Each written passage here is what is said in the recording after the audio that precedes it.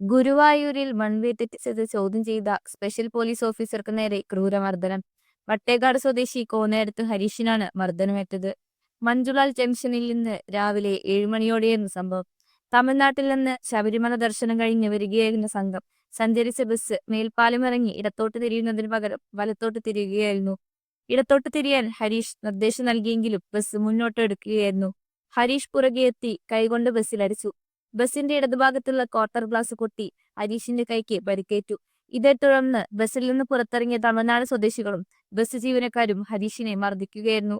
പരിക്കേറ്റ ഹരീഷിനെ ദേവസ്വം മെഡിക്കൽ സെന്ററിൽ പ്രവേശിപ്പിച്ചു. ബസ് ഗുരുവായൂർ ടെമ്പിൾ പോലീസ് കസ്റ്റഡിയിലെടുത്തു.